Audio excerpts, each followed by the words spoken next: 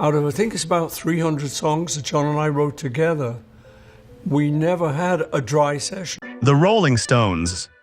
It may come as a sonic slap to rock purists, but beneath Sir Paul McCartney's charming grin and melodic genius lies a surprisingly frosty attitude toward none other than the Rolling Stones.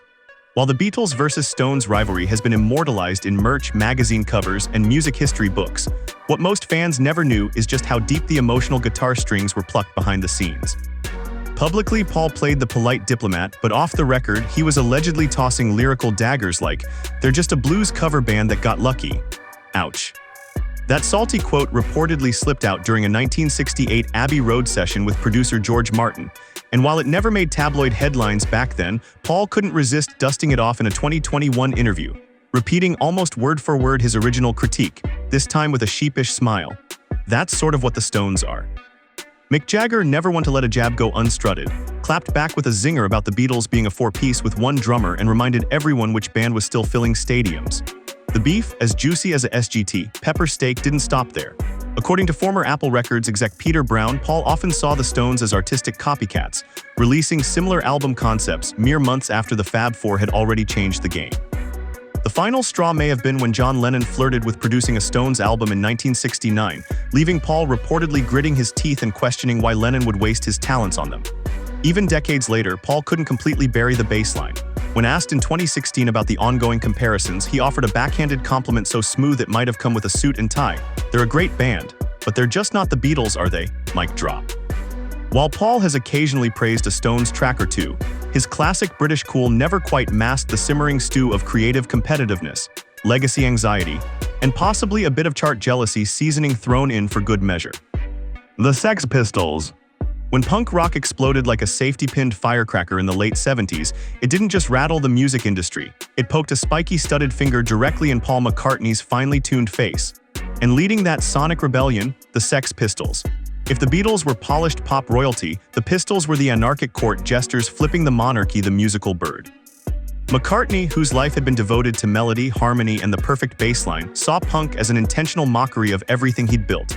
According to John Eastman, Linda McCartney's brother, Paul considered their music an assault on his ears, and genuinely couldn't comprehend why anyone would celebrate being proudly terrible at playing instruments. The feeling was mutual. When the Pistols' sneering anthem God Save the Queen crashed the charts the same week McCartney's folksy Mull of Kintyre was soaring, Johnny Rotten publicly dismissed Sir Paul as a musical fossil, a dinosaur from a forgotten era. Oof, but the real kicker, the Pistols allegedly used Beatles posters for target practice during rehearsals. Yeah, that's one way to say no thanks to the Fab Four. Wings drummer Denny Seiwell remembered how Paul laughed it off in public, but was clearly stung behind closed doors. Things got even weirder when both acts ended up recording in adjacent studios in early 1977. According to studio manager Dave Harris, McCartney extended a hand in peace, only to be met with Sid Vicious muttering something about establishment sellouts. Paul spun on his heel, reportedly never acknowledging them again. Although Sir Paul would eventually acknowledge that punk cleared the air for music and brought fresh grit to the scene, he never truly warmed up to the Sex Pistols. In a BBC interview decades later, when asked directly about the band, he offered a classic British deflection. "Not my cup of tea, really," but his tight-lipped tone spoke louder than any snub.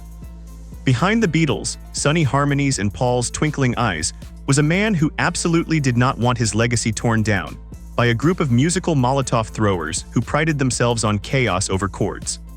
Oasis. Now, if there was ever a band that wanted to be the Beatles more than the Beatles wanted to be the Beatles, it was definitely Oasis. The Gallagher brothers practically built their careers on Beatles worship, draping their Britpop empire in Union Jack jackets and Lennon sunglasses like it was a national requirement. But here's the twist, Paul McCartney didn't find the flattery flattering. In fact, behind closed doors, he found it borderline maddening. According to longtime publicist Jeff Baker, Sir Paul felt like they had reduced his entire musical legacy to copied chords and recycled melodies. Oof, that's gotta sting more than a Liam Gallagher tweet. While Noel Gallagher often gushed about Paul's genius like a fanboy at a meet and greet, Paul saw through the bravado. At a private dinner in 1997, he allegedly told George Martin, "They've got the swagger right, but where's the innovation?" That quote alone could make an Oasis fan cry into their vinyl. But it wasn't just the music, it was the attitude. When Noel infamously claimed in 1996 that Oasis was bigger than the Beatles, McCartney was reportedly fuming. According to Beatles biographer Philip Norman, Paul dismissed them as arrogant upstarts with half the talent and twice the ego. A burn so British it probably required tea to soothe. Things came to a head at the 2000 Q Awards when Liam Gallagher sheepishly asked Paul for an autograph backstage. Let's just say the reception was icier than a Liverpool winter. Witnesses described Paul as polite but visibly uncomfortable, clearly not in the mood to bond with his musical impersonators. Over time, Paul mellowed slightly. He's occasionally tipped his hat to Oasis for keeping guitar music alive. But deep down, sources say he never got over the idea that Oasis built their brand on what he and the Beatles had already done better decades earlier. When asked in a 2018 GQ interview what he really thought of the band, Paul kept it classy and brief. Good songs, wish they'd found their own voice. Translation: nice try lads, but please stop rummaging through my greatest hits drawer. The Monkees. If imitation is the sincerest form of flattery, Paul McCartney missed the memo when it came to the Monkees. While the world adored them as a light-hearted, mop-haired pop group with catchy jingles and sitcom antics, Paul saw something far more sinister. 4 actors masquerading as musicians, cashing in on the cultural revolution he and his mates had sweat blood to ignite. According to Beatles assistant Alastair Taylor, Paul would change the radio station anytime the Monkees came on during car rides, grumbling that they were nothing but a plastic imitation. And it wasn't just musical snobbery, it was personal. McCartney reportedly believed that the Monkees, with their TV show and pre-packaged persona, were a corporate mockery of what the Beatles stood for. During a particularly heated conversation with manager Brian Epstein in 1967, Paul allegedly snapped, "They're making a mockery of what we built." Oof. When the Monkees began incorporating psychedelic visuals into their show after SGT, Pepper dropped, Paul saw red, accusing them of riding the Technicolor coattails of the Beatles' innovation without doing the hard work. George Harrison later confirmed that Paul was properly wound up about it.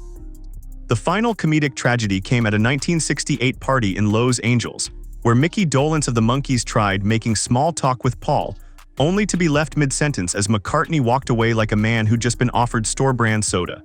Dolenz later admitted, "I don't think he ever accepted us as legitimate musicians." Even after the Monkees took creative control, learned their instruments, and fought to be seen as more than a TV gimmick, McCartney's Scorn remained firmly in place. In a 2011 interview, Paul was asked to reflect on the band's legacy and offered a response so diplomatically dismissive it could have come from a British ambassador with a headache. They had some catchy tunes, but they were certainly no Beatles, were they? And just like that, the Fab Four's melodic maestro dropped the mic on the Monkees. Still polite, still smiling, but unmistakably throwing shade in 3-part harmony. The Bee Gees. Disco Fever may have had the world dancing in bell-bottoms, but for Paul McCartney, it felt more like a personal betrayal in platform shoes.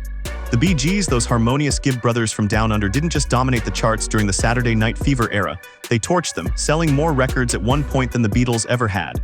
For McCartney, who was riding out a creative slump post-Wings, it was like watching your neighbors win a Grammy for karaoke. According to producer Chris Thomas, Paul felt blindsided by disco, a musical invasion he hadn't invited to the party. While the Bee Gees were evolving from Beatles soundalikes to falsetto-powered hit machines, Paul was allegedly muttering about how they'd sold their souls to the drum machine.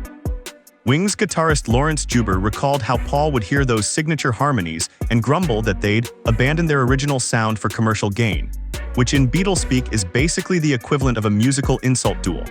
Things got especially spicy in 1979 when both artists were recording at the same Miami studio. Studio manager Tony Bongiovi remembered Paul went full ninja mode, strategically booking sessions to avoid crossing paths with the Bee Gees, like they were disco ghosts haunting his creative process. And when someone brought up the fact that the Bee Gees had shattered yet another chart record, Paul reportedly tensed up like someone had insulted Let It Be.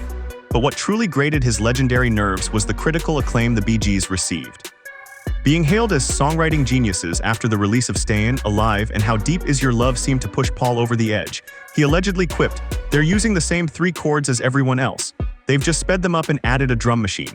And while Paul never publicly lashed out at the Bee Gees, his silence spoke volumes. When Maurice Gibb passed away in 2001, McCartney's tribute was so brief and impersonal that it stood out like a flat note next to the heartfelt odes from other artists. It was the kind of restrained cold shoulder only a Beatle could deliver, elegant, polished, and unmistakably frosty. To this day, Paul has rarely mentioned the Bee Gees when discussing musical influences, as if disco was a dream he chose to forget. Or maybe a nightmare in glitter. The Beach Boys. Out of all the musical rivalries in Paul McCartney's storied life, none cut deeper or closer to the melody than the one with America's golden boys of harmony, the Beach Boys. What started as mutual admiration quickly morphed into an obsessive chess match of artistic one-upmanship between Paul and Brian Wilson, a battle so intense it left studio walls humming with passive-aggressive harmonies. When McCartney first heard Pet Sounds in 1966, he was reportedly blown away, so much so that he listened to it obsessively, note for note, before declaring to George Martin, "We need to go further than this." That moment ignited the creation of SGT. Pepper's Lonely Hearts Club Band, a sonic response designed not just to compete but to obliterate. But admiration turned icy once Brian Wilson abandoned his magnum opus, Smile, due to mounting mental health struggles. Paul's reaction, according to Beatles road manager Mal Evans, was ruthlessly unsympathetic. "If you can't finish what you start, you shouldn't be in this business." Yikes. Things soured further at a 1967 dinner party where McCartney allegedly criticized the Beach Boys' music as simplistic and their harmonies as predictable. Brian Wilson reportedly didn't speak for days after, nursing a harmony hangover from the Beatles' bluntest member. Over time, the rivalry cooled but never quite thawed. Even when Paul called God Only Knows one of his favorite songs, he couldn't help adding qualifiers like "for American pop music" or "of that era," which, in McCartney speak, is the musical equivalent of saying you're pretty for a backup dancer. In a 1993 interview, Paul minimized their influence, suggesting the Beatles were already well on their way before the Beach Boys chimed in.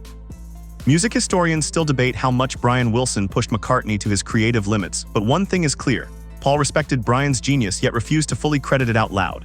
As Beach Boys biographer David Leaf put it, Paul respects Brian's work, but he'll never admit how much it pushed him. Because doing that, dear viewer, would mean conceding that someone else might have been steering the melodic ship. And that, for Sir Paul, was one tune he wasn't quite ready to sing. So while Paul McCartney might project the image of the ever-charming Knight of Rock, behind those iconic Hofner bass lines and polite interviews lurks a man with very sharp ears and an even sharper memory. From calling the Rolling Stones a bluesy tribute act to turning his back on Sid Vicious like he just smelled something punky, Sir Paul has never been shy, privately at least, about voicing his musical